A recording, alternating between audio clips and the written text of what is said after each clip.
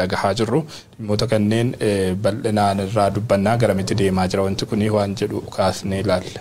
Ayyee taasisnee waraana Itoophiyaatti wal qabatee xiinxaloota jiraniin ka agarre miidiyaan tokko akka baasetti xiinxala bal'aa dhimma waraana Itoophiyaa irratti waraana Itoophiyaa humnoota jajjaboo wal mormanii fi wal morkan akkasumas paralali waliin lolan super powers warra jedhaman baha Afrikaatti affeeraa jira ka jedhu xiinxalli tokko baay'ee jira miidiyaa arabaa tokko irratti isarratti gadi fageenyaan ni mari'anna jechuudha. Egaa kana malees gara dhumaatti immoo humnoonni naannoo Tigraay yookaan immoo TPLF jechuudha naannoo Amaaraa keessatti iddoowwan garaagaraatti jumlaan ajjeesuu kana malees immoo dubartoota ganni isaanii keessumaayyuu umurii isaanii waggaa 14 gad ta'an dirqiidhaan yookaan immoo gareedhaan walitti ta'anii gudeeduu isaanii egaa ibsi gabaasni Amnesty International baaseen jira dhumarratti illee isa kaasuudhaaf yaalla ammas turtiin keessan nufaanaa ta'us hin jenna. Egaa jalqaba irrattis akkuma ati kaastetti gara lixa Oromiyaa dabalatee iddoowwan garaagaraatti milishaan Amaaraa kuniin egaa waraanni Tigraay fi naannoo Amaaraatti deemaa jiru sun egaa qabbanaa'ee booddee amma waraanni gara Oromiyaa kanatti waan dhufe fakkaata. Egaa milishaan naannoo Amaaraa faannoo wajjin deeggaramuudhaan gargaarsa mootummaatiin dabalamanii iddoowwan garaagaraatti yakka kanan jedhamne duguggaa sanyii kan fakkaatu hojjechaa jiranii namoota jumlaadhaan ajjeesuu qabeenyaa fi manneen isaaniillee gubanii namoonni kunniin akka qe'ee isaaniirraa baqatanii fille gochoota garaagaraa gochaa jiranii gochi kun immoo yeroo ammaa kanallee gara salaaleetti illee gara jiddu galeessaatti illee waan dhufaa jiru fakkaata akeeka maalii qabaa kan jedhu achirraa jalqabnu. Jalqaba irratti adda durummaadhaan gocha kana kan raawwatu milishaa faannoodha. Faannoo kan jedhu qaamuma maqaadhuma garee milishaa seeraan ala osoo qaamni biraa hin beekin beekamtii qaama mootummaa haa jennu. Egaa informaalii wanti isaan beekan yookaan wanti isaan gargaaran jiraachuu ni danda'a garuu bu'uura seeraa tokko malee qaama maqaa faannoo jedhu milishaa ijaaramee socho'aa jirudha gochoota kanneen kan raawwataa jiru. Milishaa faannoo kana duuba immoo kan jiru akkuma yeroo darbee kaasnee bal'inaan irraa haasa'aa turre mootummaan naannoo Amaaraa ni jira mootummaa federaalaatti qaamoleen caasaa isaanii diriirfatan ni jiru abbootiin qabeenyaa keessa ni jiru dhaaboleen siyaasaa yookaan paartileen siyaasaa keessa ni jiru jechuudha. Gochi kun gocha bifa qindaa'een raawwatamaa jiru ta'uusaa haalonni sitti mul'isan hedduutu jiru. Bakka buutonni hoogganoonni dhaabolee siyaasaa irra deddeebiidhaan dhimma kana dhaadachaati kan jiranii adeemsi itti aanu gara Oromiyaattidha jechuudhaan jibbanuma Iskindir Faallee wanti isaanii dubbataa turan ni jira ifatti ba'anii jechuudha. Iskindir jechuun namicha paartii Baaldaraas hoogganu jechuudha. Gama mootummaa naannoo Amaaraatiinis qaama kana milishaa kana sochiisaa jabeessuudhaaf karoorri jiraachuun yeroo garaagaraatti ibsamaa tureera. Kan abbootii qabeenyaa kana duras kaasneerra qaamaan keessatti argamuudhaan bakka leenjii isaaniitti sochiisaa bifa jajjabeessuun adeemsi isaan mul'isaa turan ni jira jechuudha. Kun gam tokkoon beekamtiin maqaama maraatiin taasifamaa waan jiru sitti fakkaata weerarri amma yeroo ammaa gara godinaalee lixa Oromiyaatti bifa adda ta'een gaggeeffamaa jiru. Gara jalqabaa irratti akkuma kanaan dura kaasaa turre lola qabeenyaa saamuudhaaf yookaan saamicha qabeenyaatiif gareen shiftaa wayii garee dhumti xiqqoon tokko wanta isheen raawwattu wayii fakkaatee mul'ataati kan ture ji'oota 5 dura yeroo gochi kun jalqabe jechuudha. Amma garuu gara waraana jabaatti jijjiirameeti kan jiru. Oromiyaa keessatti mooraa waraanaa hundeeffataniiti kan isaan socho'aa jiranii. Oromiyaa keessatti mooraa waraanaa hundeeffatan keessatti milishaa leenjisaniinidha kan isaan uummata Oromoo irratti deebisanii waraana bananiitiin hawaasaa buqqisuu irratti argamanii. Tibban addatti maaltu ta'aa jira waan jedhu ilaaluun barbaachisaadha. Godinaalee dhuma amma maqaa dhoofne keessa Horroo Guduruu Wallaggaa keessatti naannoo aanaa Abee Dongoroo jedhamtu keessatti namoota 20 ol halkan tokkotti fixaniiti kan isaanii bulanii. Barii naannoo sa'aatii 12 aanaa Abee Dongoroo keessatti ganda tokko keessatti gocha raawwatameen yoo xiqqaate lubbuun namoota 21 darbu OMN gabaaseeti kan ture. Manneen jiraattotaa gubataniiru, namoonni mana faana gubataniiru. Saamichi guddaan raawwatamee jira, qabeenyi saamamee jira, qabeenyi mancahee jira. Har'uma har'allee aanaa Amuruu fa'itti lubbuun namaa darbaate kan jiru. Buqqaatiin, ajjeechaan, saamichi gochi milishaa faannootiin raawwatamu kun hin dhaabbanne jechuudha. Gochi kun Wallagga Bahaa Horroo Guduruu qofatti osoo hin taane Shawaa Lixaatti illee babal'achuu isaas kanaan dura gabaasaa turre. Daannoo keessatti, noonnoo keessatti, Jibaat keessatti gocha milishaan Amaaraa raawwate daawwattoota keenya biraan gahaa turre tibbana gara Salaalee keessumaa gara warra jaarsoodha Abrahaam warra jaarsoo magaalaa Filiklik jedhamtu buufachuu isaaniidha dhagaa kan jirru mee Abrahaam ifan carraa. Salaalee warra jaarsoo jechuun bakki amma magaalaa xiqqoo Filiklik jedhamtuun gara kiiloomeetira 10 gadi magaalaa daangaa naannoo Amaaraa tiin walitti dhiyoo jirtudha achi buufachuu isaanii guyyaa 2 dura dhageenye jirra haa ta'uutii aga sa'aatii kanaatti haleellaa dhaqqabee fi miidhaan dhaqqabe akka hin jirre odeeffannoo aga ammaatti qabnu mul'isa haa ta'uutii garuu adeemsi warra kanaa babal'achaa akka jiru karaa amma isaan deeman kanaan hubachuu hin dandeessa amma guyyaa har'aa immoo odeeffannoo ganama kana Horroo Guduruu Amuruurraa arganneen haleellaa wal fakkaataa humnooti kunneen dhaqqabsiisuudhaan qa'ee baay'ee barbadeessuu namoota baay'ee miidhuu isaanii lakkoofsa haga yoona addan bayiniin malee namni baay'ee miidhamuusaa Amuruurraa guyyaa har'aa bifa wal fakkaataadhaan dhageenye jirra. Egaa irra caalaan haleellaa humnoota kanaa gara caalaa akka ture lixa Oromiyaa godina Horroo Guduruu Wallaggaa akkasumas godina Wallagga lixaati ture. Wallagga bahaa ture. Oromiyaan alammoo Matakkal keessa waggaa 3 darbaniif waggoota 4tti yeroo deemuuf haleellaa hama yakkoota suukanneessa dalagde gareen kuni amma naannoo Oromiyaan naannoo Amaaraatiin wal daangeessitu qofa osoo hin taane godinaalee tasuma naannoo Amaaraa wajjin daangaa waliin qabne akka godina Shawaa Lixaa akka aanaa daannoo fa'i keessatti haleellaan ji'a darbe keessa raawwatame ni mirkaneessa yeroo garaagaraatti immoo irra caala ka ture daangarratti haleellaan isaanii amma garuu Oromiyaa kutaalee ummati Amaaraa qubate keessatti da'oo garaagaraa qabu warri kun tokkoffaa da'oo paartilee siyaasaa qabu paartileen siyaasaa isaanii Finfinnee dabalatee Oromiyaa bakkeewwan garaagaraatti hin socho'u Baaldaraas dabalatee jechuudha Baaldaraas dhiyoo kana miidiyaa irratti akka dubbataa turetti Iskindir Baaldaraas jechuun faannoo magaalaa Finfinneetii jedhee dubbatee ture so damee faannoo kan magaalaa Finfinnee keessaa gocha wal fakkaataaf bobba'ee jiru jechuudha. Tokko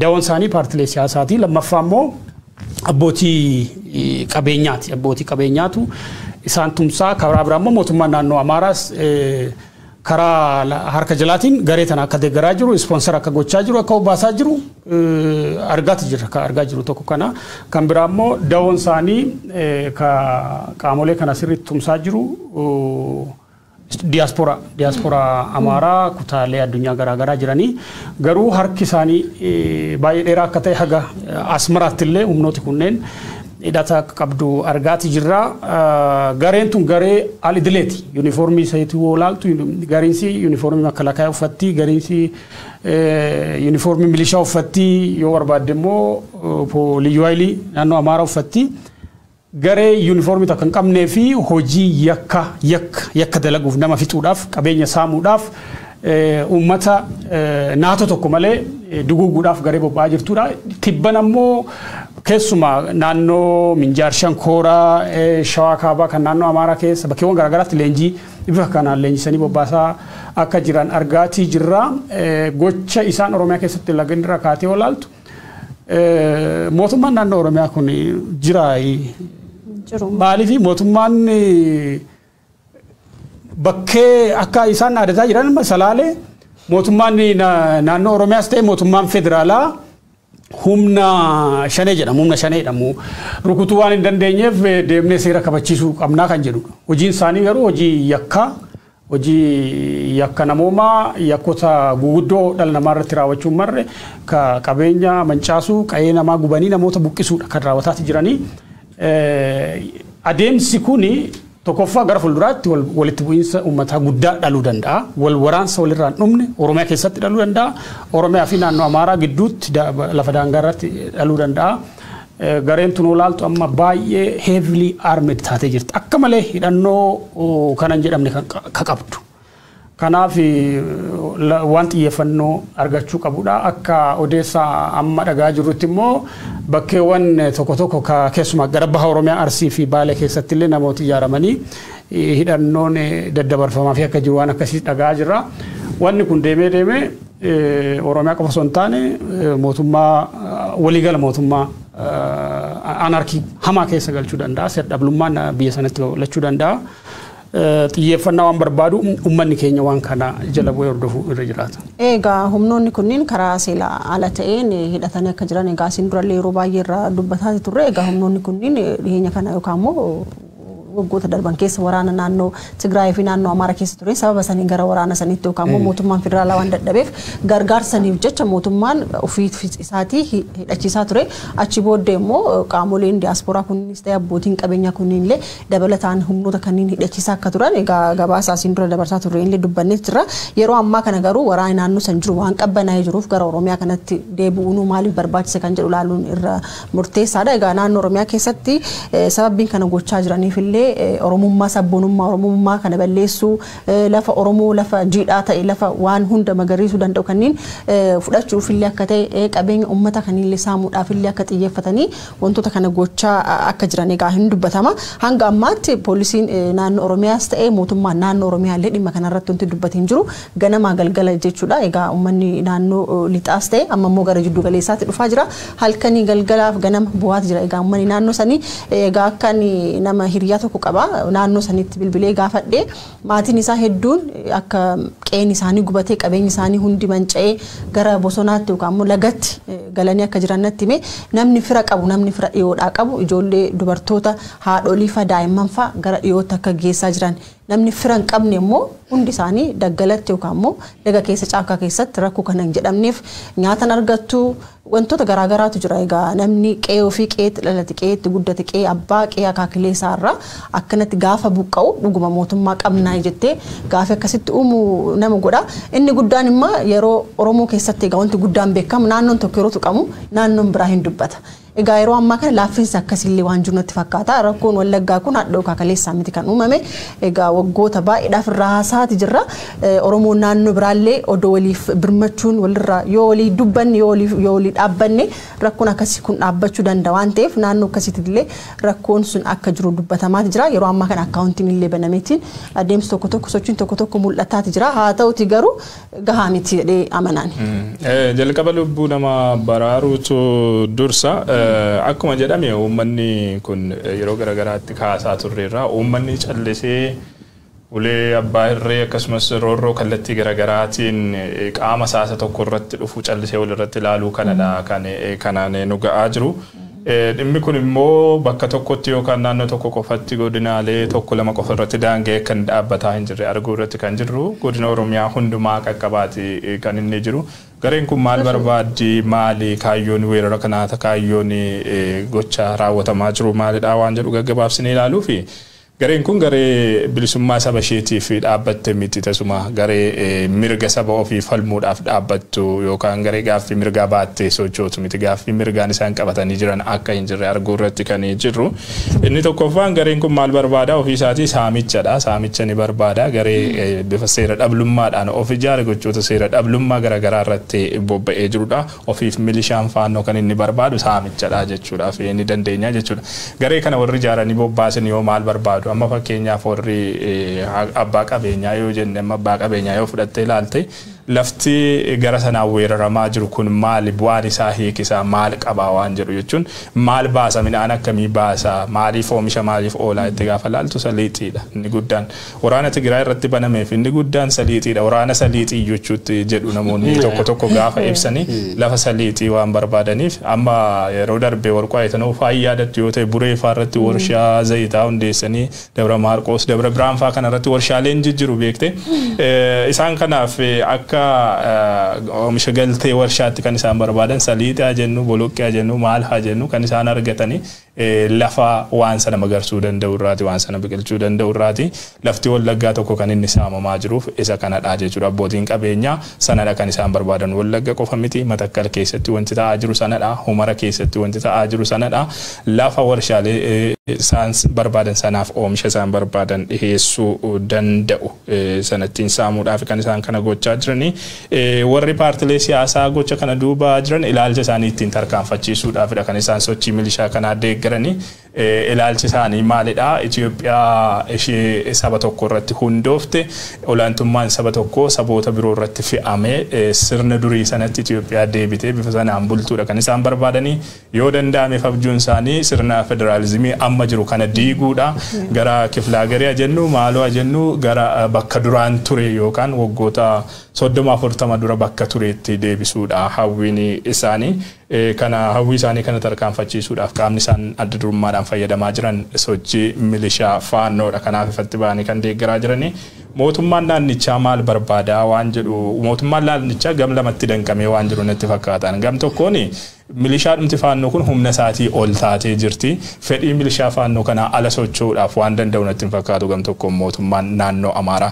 gama kan biraatiin ammoo naannolee biroo irratti olaantummaa gonfachuuf illee milishaa kana akka meeshaatti yeroo itti fayyadamus hin argina Tigraay irratti hawwii qabu fedhii qabu Tigraayin ittiin cabsuudhaaf milishaa kana fayyadameeti kan jiru Beenishaanguliin ittiin cabsuudhaaf kana fayyadameeti kan jiru Oromiyaa cabsuudhaaf milishaa kana fayyadameeti kan jiru hunduu fedhiin qabu fedhiin isaanii olaantummaa gonfachuu fi saamicha raawwachuudha jechuudha kana irratti kan hundaa'edha malee qabsoo mirgaa qabsoo haqaa tokko wanti milishaan kun geggeessaa jirtu wanti natti mul'atu hin jiru gama koon ani amma yeroo baay'ee namooti magaree faanoo jedhanii fi poolisii naannichaa gidduu garaagarummaan jira ani warra yaadan jira beekalii garuu natti mul'atu anam humnooti kunneen kan itti socho'aa jiran konkolaataa mootummaatiin argaa jirtu naannoo sana keessa immoo leenjiin karaa ifa ta'een karaa beekamuun officially karaa miidiyaa irratti gadi ba'anii buufata leenjii qopheessanii namoota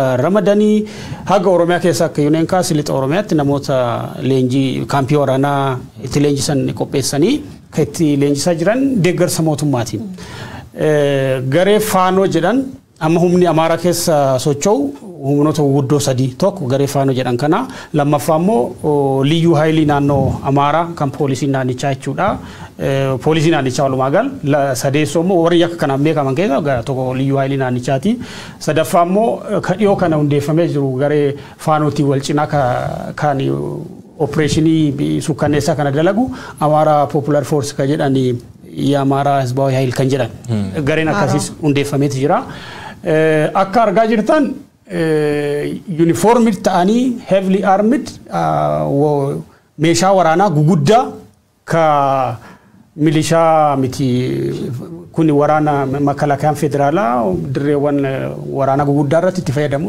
meeshaalee isaan baatanii deemanii sochiin isaanii naannoo Amaaraa keessatti takkuma bakka takkatti danqamee hin jiru dhiyoo kana karaa mana maree nageenya biyyaalessaa humna alidilee jedhanii kana diiguudhaaf mootummaan federaalaa akka hojjetu karaa caasaatika obbo Tamasgen miidiyaatti ba'anii dubbatanii turan yeroo gabaabduu keessatti naannoo Amaaraa bakkee eessa lafti tuni laayigaayint jedhani kaaba Walloo keessatti kan mana hidhaa cabsanii hidhamtoota baasan wanni suni mootummaa naannoo Amaaraatiif akeekkachiisa laachuudha alert gochuudha natti fakkaata akka naagalutti humna faanoo jedhamu kan Amaaraa Popular Force ka jedhan kana cabsuu dandeessanii jirraa jedhu ergasii kaasee bariitee immoo guyyoota gabaabduu keessatti immoo bakkeewwan garaagaraatti humni kun keessumaa karaa hoogganoota isaanii humna leenjisee bobbaasu argaa turre viidiyoon duratti argine sun kan naannoo Minjaar Shankooraatti natti fakkaata kanaafuu tokkoffaa akka yuneen kaase humna mootummaa naannoo Amaaraatiin illee ol ta'ee jira mootummaan naannoo Amaaraa tokkoffaa walgaarreeffannaa naannolee akka Oromiyaa wajjin qaba lammeessoo immoo humna kana immoo hin danda'u humna kana deebi'ee cabsuu hin danda'u kanaafuu humna mootummaa naannoo Amaaraatii ol taatee jirti gara fuulduraatti immoo mootummaa giddugaleessaa illee chaalenjii gochuu humna dandeessuudha akka odeeffannoon bahaa jiran agarsiisanitti humni kun mootummaa Asmaraarraa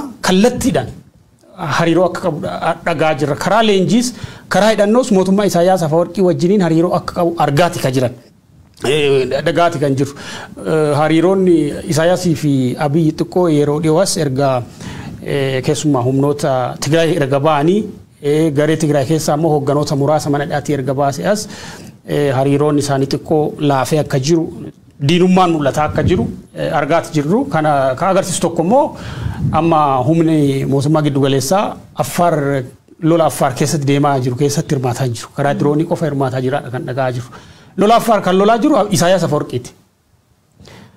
Kanaafu Isaayyaas Afwerqii garee kana deeggaraati jira. Caasaan isaa immoo caasaa tikaa biyyattii dhuunfatee akka jiru dhagaa jirra. Caasaa tikaa immoo harkaa qabu garee Amaaraa kanadha. Kanaafu akka dhagaa jirutti directly Bahar Daar fi Asmaraa gidduu hariiroon akka jiru. Hariiroon kun immoo tokko hariiroo garee tana ijaaruu fi garee tana leenjisuu garee tana hidhachiisuu akka ta'e odeeffannoowwan ba'aa jiran agarsiisanii maddii hidhannoo fi leenjii akkasumas faayinaansii kabiraa abbootii qabeenyaa Amaaraati. Abbootiin qabeenyaa Amaara keessa warra jiran qofa osoo hin taane Finfinnee keessa warra jiran Oromiyaa keessa warra jiran aanaa fi magaalota xiqqoo Oromiyaa baadiyyaa haga jiranitti garee tana leenjisanii ijaaruu faayinaansi gochuu sponsor gochuu akka hojii ijootti qabatanii akka socho'aa jiran argaati jirra. Kan biraa gaafa waraana Tigraay irraa kaasee kan beeynu diyaaspooraan Amaaraa garee tana faayinaansiidhaan deeggaraa ture hidhannoodhaan deeggaraa ture. Kana Abiyyi Ahmedis ni beeka gareen bilchiginnaa Oromiyaatis ni beekti. Kanaafu haalli amma itti deemaa jirru tokkoffaa mootummaa Abiyyi garee baay'ee loluutti jira amma gara fuulduraatti. Garee Isaayyaas Afwerqii wajjin wal loluuf jira. Garee TPLF wajjin kaleessa diinummaas ture. Garee humna Amaaraa jedhamu Amaaraa Foorsii kanaa wajjin wal loluutti jira. Bulchiinsa Abiyyi Ahmed gara fuulduraatti by the way akka amma laalaa jiru kana miti. Overwhelm gochuu dandeessi gareen tuni.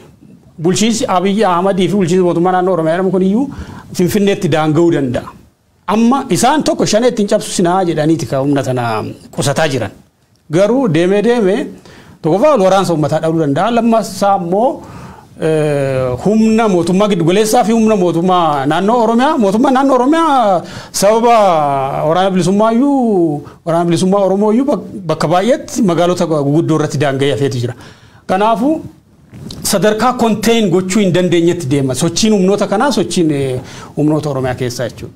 Egaa humnoonni kunniin egaa naannolee ollaatti deemanii rakkoowwan akkasii qaqqabsiisuu irra caalatti illee naannoo isaanii keessatti iyyuu rakkoo garaagaraa gaggeessaa akka jiran jiraattonni naannoo Amaaraa keessa jiraatan tokko isaanii dubbachaa jiran egaa nu gargaaruu qabdanii nu bira dhaabbachuu qabdan jechuudhaan egaa rakkoo yookaan immoo yakkoota garaagaraa akka isaan irraan gahaa jiran illee asiin dura dubbachaa turanii gama biraatiin immoo egaa humnoonni kunniin yakka kanneen fakkaatu uummata Oromoo irraan qaqqabsiisan malee milishaan naannoo yookaan immoo naannoo Amaaraa dabalatee waraanni federaalaallee bakkoota naannoo Amaaraa keessa jiran keessatti jechuudha uummata Oromoo naannoo sanniin irra jiraatanitti rakkoo kanan jedhamu jumlaadhaan baasanii ajjeesuu hudeedu rakkoo garaagaraa illee qaqqabsiisaa akka jiranis dubbatamaa jira meesan irraa.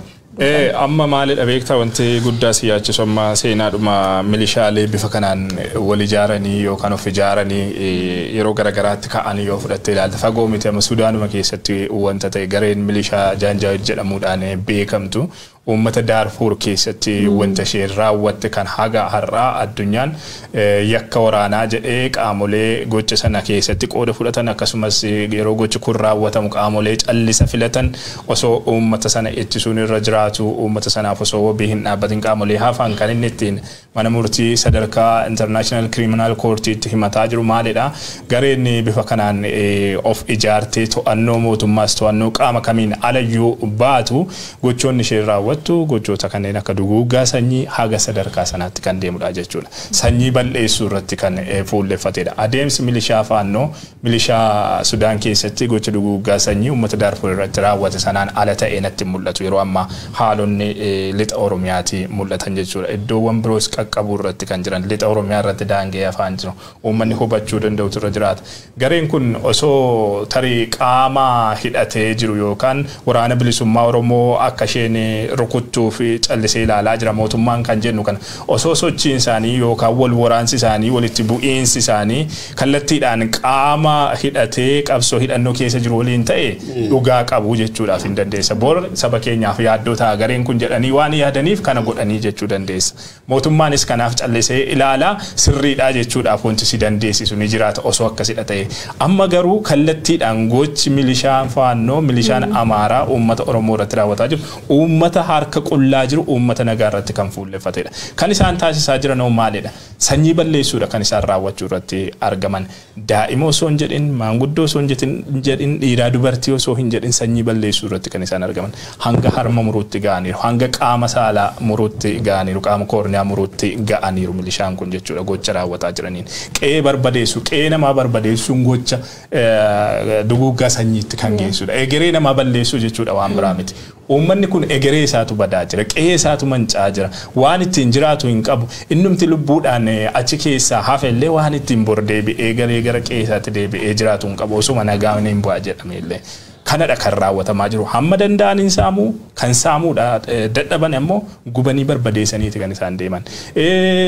Kan lubbuudhaan hambisan isa kaan ajjeesanii kan lubbuudhaan hafe isa kaan qaama koorniyaa irraa ciru jechuun maal jechuudha. Harma irraa ciru jechuun maal jechuudha. Kun gocha duguuggaa sanyiiti. Gareen kun gara sanatti deemaa jiraachuu gochi isaan guyyaa guyyaadhaan raawwataa jiran hawaasa nagaa giddu gala godhatee dhimmoota kanneen irratti kan fuulleffate ta'uun adeemsaan fuulduratti wanti nuti arguudhaaf mallu kan aga yoonaa argineen olitti hammaataa ta'uu akka danda'udha kan natti mul'isu. Gareen kun lolli ishee qaama hidhate waliin mini qaama uummata nagaa, uummata harka qullaa jiru wajjiniinidha. Kanaaf gocha duguuggaa sanyiidha kan isaan raawwataa jiranii. Uummanni Oromoo kana hubachuutu irra jiraata yaadaan gam tokko. Ani du'aan poolisii Oromiyaa qaamni jedhamu maal dalagaa amma gara fuulduraatti jechuun Matakkal keessatti amma naannoo Beenishaangul Gumuz keessatti yeroo humni kun bobba'u jalqaba liyyuu naannoo Beenishaangul Gumuz Matakkal keessaa baasan. Haleellaa guguddaa yeroo raawwatanitti poolisiin naannoo Beenishaangul Gumuz naannoo sana keessa hin turre. Amma bakkee isaan to'atan qaayirraa namni buqqa'ee jira, humni waraanaa hin jiru, poolisiin naannoo hin jiru bakka tokko tokkotti gara caalaa immoo humni waraanaa qaama kana deeggaree uummata nagaa miidhu argaa jira. Garuu immoo gara fuulduraatti amma humni kun baay'inaan humna salphaa miti. Leenjiidhaan sadarkaa humna waraanaa militarii Itoophiyaa kana fa'aa gahuu danda'a. Sadarkaa sanatti iskiilii qabaachuu dhiisuu danda'a. Garuu lakkoofsa tuffatamu miti. Poolisiin Oromiyaa warri kun Oromiyaa sadarkaa dhuunfachuutti horofte hojiin ala ta'uuf jira. Caasaan Oromiyaa jedhamu tokko nageenya uummataa akka tiksu poolisii Oromiyaati. Maal hojjeta immoo akka Matakkal keessatti gareen tuni poolisii naannichaa guutumatti baasanii humni addaa naannoo Amaaraa fi gareen faanoo Matakkal dhuunfatti ta'uuf jira naannoo Oromiyaa kan jiru kan gara fuulduraatti hedduu na yaaddeessu jechuudha. Akeeki warra kanaa tokko dinagdee argaa jira. Lafti Oromiyaa lekka lixaa kuni baay'ee fartaayilii lafa hedduu oomisha guddaa irraa argatuu dandeessuudha. Oomisha cash crop buna dabalatee jechuudha. Interestiin isaanii interestii dinagdeeti. Karaa biraa immoo daangaa irraa wajjin wal qabatee daangaa naannoo Amaaraa weerara lafaatiif baay'ee si'ataadha waan ta'eef lafa weeraruu. Lafa kan weeraraa jiran garuu waan hedduu baay'ee immoo gaafii guguddoo sitti kaasuu danda'u.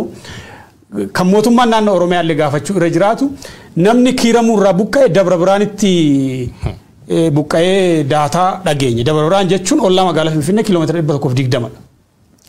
Kiiramuu irraa namni buqqa'e akkamittiin Dabra Maarqos immoo magaalaa Dabra Biraantu itti dhiyaata. Meeqa Dabra Maarqos magaalaa kiiramuu fi naannoo ishee irraa gara kiiloomeetira 200 waan akkasiiti. Dabra Biraan jechuun immoo Finfinnee dhuftee Finfinnee irraayyuu kiiloomeetira 100 oli. 100 oli naqamtee aga Finfinnee gara kiiloomeetira 340 akkamitti namni kiiloomeetira 150 200 dhiisee kiiloomeetira 600 fi wayi deemee da'oo barbaada. Kuni kaleessa perspektiivii kana mucaan Matakkal OMN irratti dubbate Tamasgen Gammachuu natti fakkaata. Akeeka naannoo Amaaraa by the way naannoon Amaaraa magaalota isaan amma gara fuulduraatti akka malee magaalaa guguddoo gochuu barbaadan keessa tokko magaalaa Dabra Biraan magaalaa Finfinneetti dhiyoo jirtu waan ta'eef. Dubbiin kun immoo dubbii weerara lafaa wajjin waa wal qabataati. Armaan dura hoogganaan biiroo lafaa fi itti fayyadama lafa Oromiyaadha milkeessan egaa kaasee jira. Akeeki isaanii lafa Oromiyaa kan kaaba shaggar jirtu tana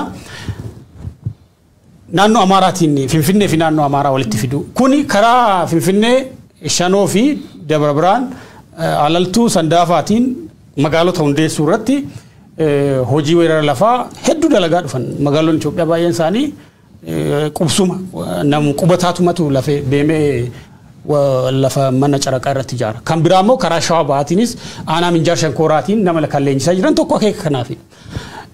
Akeeki kan biraa immoo haaloo ba'uudha. Uummata Oromoo kana eenyummaa isaa balleessuu olaantummaa Amaaraa fi olaantummaa saba wal tokkicha amantaa tokko eenyummaa tokko afaan tokko kan jedhu kan. Akeeki gareen tun ittiin deemtu maqaa garaa garaa haa qabaattu, maqaa paartilee siyaasaa garaa garaa haa qabaattu, hogganoota garaa garaa qabaattu, yuunifoormii garaa garaa haa uffattu malee akeeki isaanii tokkicha eenyummaa saboota akka Oromoo balleessanii eenyummaa Amaaraa fi eenyummaa tokkicha saba Amaaraa fi amantaa afaan tokkicha Itoophiyaa keessatti ijaaruudha. Akeeka kan biraa hin qaban. Kanaaf kan nama Oromiyaa keessatti eenyummaa isaaniitiin ala ka ta'e uummata Oromoo ka duguugaa jiran, Walloo keessatti ka Oromoo fixaa jiran, kaaba Waagimraa keessatti uummata Qimaanti ka fixaa jiran, bakkee jiran hundumattuu uummata eenyummaa isaanii hin ta'in ka fixaatii jiran akeeka biraa hin qaban. Kan sadeen ikoonoomii weerara lafaa akkasumas eenyummaa ofii gadhaabu. Egaa pirezidaantiin naannichaallee humnoota kanneen hidhannoo irraa hiiksisuuf illee karoora akka hin qabne kanuma caalattuu isaan hidhachiisuudhaaf itti yaadna malee hidhannoo tokkollee isaan irraa hiiksisuudhaaf yaada hin qabne jedhanii dubbateensi jira. Isaanumti warri faannoo kunniin yookaan milishaan kunniinis egaa miidiyaalee dhuma qabanii miidiyaa dhuunfaatiin gama yuutuubii feesbuukii garaagaraa irratti bahuudhaan hidhannoo kennanii kan namni nu hiikkachiisuudhaaf dhufe gaafii lubbuuti jechuudhaan egaa wantoota garaagaraa dubbachaati jiranii. Gama biraatiin immoo humnoonni kunniin kanaa godhan malee humnoonni nageenyaa mootummaa ummata nagaa jumlaadhaan ajjeesaa akka jiranii maqaa shanii balleessuu jechuudhaan egaa naannoo Amaaraa keessa ummata Oromoo naannoo san keessa jiran maqaa shanii balleessuu jedhuun egaa namoota hedduu rashanaa akka jiran addisa istaandaardii gabaasa tokko baaseeti jira. Daa'ima waggaa 13 fa abbaan kan kee abaawoodha jechuudhaan reebuudhaan haga lubbuun isaa darbituutti akka reeban egaa gabaasni kun baaseeti jira. Maqaadhuma shanii balleessuu jechuudhaan egaa Oromoo asiin dura abaawoo balleessuu jechuudhaan egaa wayyaanii waan kana hin jenne hojjechaati baate mootummaa yeroo ammaa kana immoo maqaa ofii uumeen shanii balleessuu jechuudhaan Oromoo hedduu kanan jedhamne gaafixaati jira jechuudha. Dhimma kanatti kallattiidhaan ce'uudhaan dura maaltu faladhaa waan jedhu gabaabsinee dhuma waa tokko qabxiidhuma muraasa kaasuu tan hin barbaadan waan biraa fala addaa hin qabnu garuu fala kanaan dura hayyoonni keenya uummata Oromoodhaaf kaa'an keessaa waa tokko yaada wal yaadachiisaa deemuun barbaachisaadha dhee yaada. Har'aaf Hayilee Fidaa bu'uura godhannee yoo haasofne gaariidha dheetan yaada. Inni jalqabaan dammaquu waan jedhu qaba hayyoon siyaasaa Oromoo Hayilee Fidaa jechuudha kanaan dura. Wantoota inni nuuf dhiisee darbe keessa dammaqu maaltu ta'aa jira milishaan kun maalidha kan inni gochaa jiru naannoo Amaaraa maalidha kan inni gochaa jiru abbootiin qabeenyaa naannoo Amaaraa maalidha gochaa kan isaan jiran dhaaboleen siyaasaa kunniin maalidha kan isaan gochaa jiran waan jedhu uummanni Oromoo adda baasee beekuu irratti dammaquu danda'utu irra jiraata waan kana gocha ganda tokko qofa irratti fuulleffate goonee dhiisne yoo taane adeemsa isaanii kana irratti hin dammaqnu yoo taane yoomiyyuu dura dhaabbachuuf qolachuun rakkisaa ta'uu danda'a wantani yaaduuf jechuudha qofa moomiti akkuma Hayilee Fidaa jedhe ijaaramuun barbaachisaadha. Uummanni Oromoo yeroo ammaa tokkummaan isaa laaffatee jira jechuudhaaf nan danda'an afaan guute. Sababni isaas wanti yeroodhaa gara yerootti argaa jirru kun miirri tokkummaa duraan uummata Oromoo gidduutti beektu kan dur cinaaksanii haga beegiitti sagalee tokkoon dhaabbatu kan dur Walloodhaa kaasee haga Moyyaaleetti sagalee tokkoon dubbatu amma eessa jira maalirra jira sadarkaa tokkoon wal ijaaree akka hawaasa tokkootti akka saba tokkootti socho'aa jira uummanni Oromoo roorroo itti dhufu roorroo kallattii garaagaraatiin isa mudataa jiru walta'ee qolataa jira uummanni Oromoo kanarratti ijaarama ofii cimsuun baay'ee murteessaadha. Ijaaramni akka sabaatti uummanni Oromoo qabu baay'ee murteessaadha dheetan yaada yoo ijaaramedha waloodhaan ka'ee dura dhaabbachuu kan inni danda'u waan ta'eef jechuudha. Inni kan biraan of ittisuu yookaan hidhachuu jechuudha wanti inni kaasee inni jira hayyuun siyaasaa Hayilee Fidaa jechuudha. Of ittisuun baay'ee murteessaadha. Of ittisuun cubbuu miti. Of ittisuun uummanni keenya ilaalcha sana keessaa ba'uu qaba. Hamma yeroo darbe kaasni haasaa turre Abrahaam Faawuliin al tokko amantii faallee gara hin malletti hubachuutu jira beektee callisanii harka maratanii mana ofiitti dhumuu wayitu mul'ata darbe al tokko amantaa akka hin taanetti hubachuudhaan jechuudha. Gama lixa Oromiyaatti al tokko kanan argaan hawaasa biratti sadarkaa amantaan illee yoo akka hin taane hubatte si miidha jechuudha. Of ittisuun cubbuu miti of ittisuun yakka miti qaama si balleessuuf egeree kee balleessuuf si duguuguudhaaf lafarraa si dhabamsiisuudhaaf dhufu callistee du'uun yookaan deeftee harkatti laattee qaama muramuun sirra jiraata jedhee yaaduun uummanni Oromoo kanarratti baay'ee dammaquun barbaachisaadha. Dammaquu ijaaramuu fi of ittisuun baay'ee murteessaa dhimma yeroon itti hin kennamne akka ta'e hubachuun barbaachisaadha yaada. Gama sochii waraanaa mootummaatiin yeroo ammaa kan mul'ataa jirutti yoo ceene gara giddugala Oromiyaati Shawaa Lixaa Wallagga Bahaa akkasumas gama Wallooti haalli tibbana dhaga'amu kan yeroo kamii olitti gara darbeeti kan inni mul'atu. Keessumaa Shawaa Lixaa tibbana Abrahaam illee gabaasni hojjete tokkos argatanii ture gara jalduufa jalduu jechuun naannoo Shukutee naannoo Cubii kana dabalatee jechuudha. Ginda baratii fi Abunaa ginda barateetti har'a maalidha kan ta'aa jiru waraanni mootummaa qaamni humna addaa poolisii Oromiyaa jedhamu qaamni Makalaakiyaa jedhamu maalidha kan isaan gochaa jiran. Da'oo shanee balleessina jedhanii ganamaa galgala uummata sana dararuu irratti kan argamanii dhiiraa dubartii guddaa xiqqaa osoo hin jedhin uummata duguuguu irratti kan isaan argamanii qe'ee irratti gubuun mancaasuu buqqisuu irratti kan isaan argaman. Gocha milishaan Amaaraa raawwataa jiruun gadi kan hin taanedha. Maqaa da'oo shanee balleessuu jedhuun yeroo ammaa Shawaa Lixaa aanaaleen amma maqaa dha'e keessatti kan deemaa jiru. Gochi kun gara Wallaggaattis babal'atee jira. Keessumaa Wallagga Bahaatti guyyaadhaa gara guyyaatti aanaalee Wallagga Bahaa jala jiran keessatti lubbuun namaa darbaa jiraachuu dhagaa jirra. Kan Walloo immoo addadha kan itti sila kaaste gabaasni xiinxalli bal'aan addis istaandaard dhimma kanarratti barreesse illee akka mul'isutti haga duguuggaa sanyii ajjechaa jimlaa sadarkaa duguuggaa sanyiitti ibsamutti gochoonni gahan irra deddeebiidhaan raawwatamaa jiru Wallootti. Hedduu gaddisiisaadha. Waan Oromiyaa keessa jiru kun sadarkaa miidhama Oromiyaa keessa jirutti gabaafamee jira kan jiru baay'ee gaafii waan gurguddaa kaasuudha. Amma Shawaa Lixaa lafa yuuneen kaase engadduma immoo kanumti gabaafame bakka ta'etti Shawaa Lixaa naannuma Shukutee kana jalduuf Shukutee ginda barat deeyilii namni kan dhumaati jiru namni buqqaati kan jiran namooti umuriidhaan gahan mootummaa wajjiniin diinummaa qabaatanii ti jetteellee akka yaadu kan singoone namooti ka dhumaati jiran daa'imman qe'ee keessa daa'imman kichuu kan afaan hiikkatiin daa'imman qe'ee keessatti rasaasa jalaa dhokachuu hin dandeenye faana kan Shukuteetti amma daa'imman umurii isaanii gara 10-13 waan akkasiiti kan engadda OMN gabaasuun. Walloo keessatti haalli erga humnoota Tigraay naannoo sana keessaa ba'anii raawwatamaa ture haaga yoonaatti raawwatamaati jiru baay'ee suukkanneessaadha. Ani gara fuulduraatti yeroo baay'een amma waan consider godhu mootummaan jira consider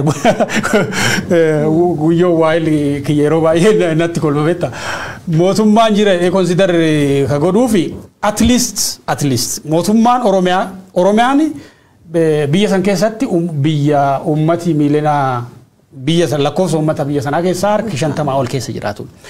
Mootummaa dadhabaan Oromiyaa keessatti yoo ijaarame yoo dadhabaa ta'e mootummaan naannoo Oromiyaadha ummati haga kanaa safar godha jechuudha. Olee bulee ba'aa kan ta'u Oromoo qofatti miti haalli amma Oromiyaa keessa jiru kun guutummaa biyya sanaatti ba'aa ta'a.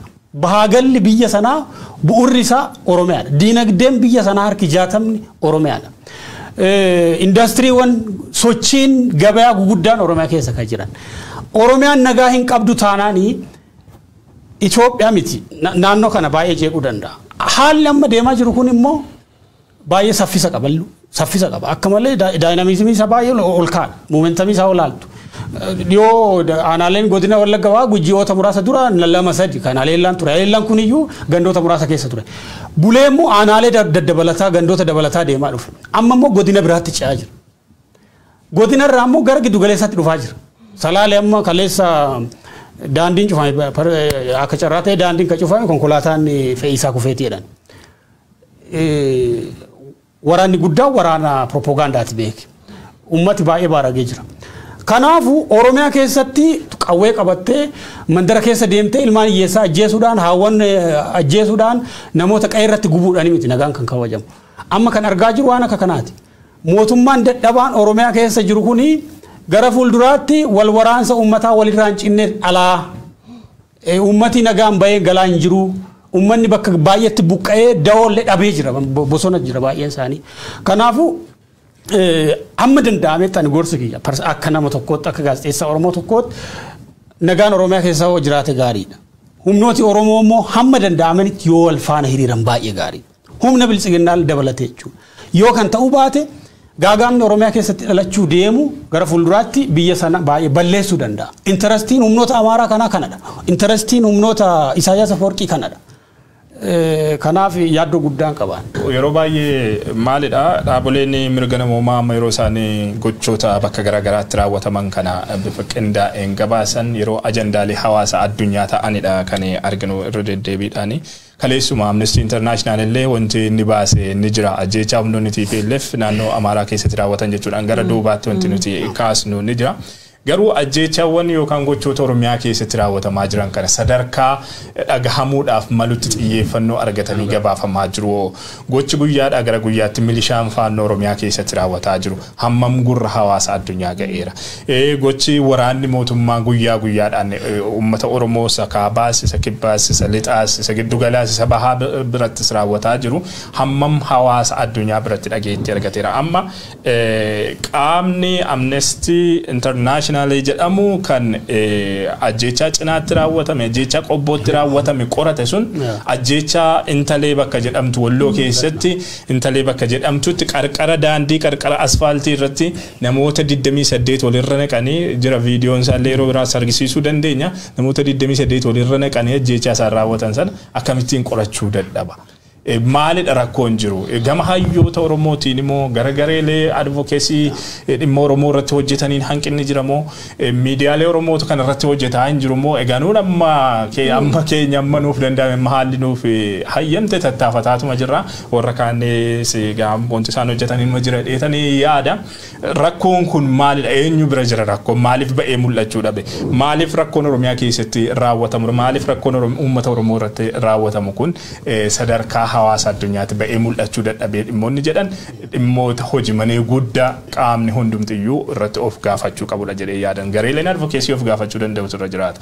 Hagam gabaasaa jirra waan kana hagam biraan ga'aa jirra qaamolee Amnesty biras ta'e Human Rights Watch biras ta'e dhaabbolee idil addunyaa biratti. Amma fuulduraaf qorannoowwan wal fakkaatan biroon Itoophiyaa keessatti gaggeeffamuu danda'u. Kaabuma Itoophiyaa qofa irratti yookaan waraanuma kaabaatii wal qabatanii daangaanii hafutaanaan ammas dhugaan uummata Oromoo hin baane jechuudha. So dhimmoota kanneen irrattis xiyyeeffannoodhaan hojjechuun barbaachisaadha yaaduma jettutti dabaluufanii gara dhimmoota. Ajandaa keenya lammaffaatti dabarre. Egaa ajandaan keenya lammaffaa immoo waraanni Itoophiyaa kun jechuudha qaamolee humnoota jajjaboo yookaan immoo morkii guddoo qaban kan akka United Arab Emirates, Turkey fi Iran of keessatti yookaan immoo isaan ammachaa akka jiru egaa dubbatamaas jira kun maaliif ta'e kan jedhu barreeffamu kammoo xiinxala bareedaa wayii the new Arab egaa xiinxala bareedaa baasiti jira dhimma kana wal qabatee waraanni mootummaa federaalaa fi Tigraay jidduutti uumame achi booda qaamoleen waraanaa jechuudha hedduun isaanii kan biyya keessa jiran kana malees immoo kan idil addunyaa biyyatti illee ala kan jiran hedduu isaanii keessatti hirmaatanii jiranii akkuma saanduqa tasabanamee wayii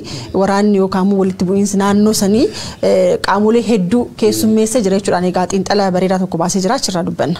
Waraanni Itoophiyaa keessatti jalqabame kun jalqaba irratti waraana seera kabachiisuu yookiin law enforcement operation jedheeti ka mootummaan Abiy Ahmed eegalee taane immoo gara waraana birmadummaa jedhe. Garuu waraanni kun jalqabuma kaasee waraana internationally ture. Waraana humnooti alaa keessatti hirmaatan jalqaba waraana kana keessaa warra qooda fudhatan keessaa tokko Eritiriyaa turte. Eritiriyaa taane immoo warri Somaaliyaa keessatti hirmaataa turaniiru. Sana booda immoo warri United Arab Emirates hirmaachaa turan.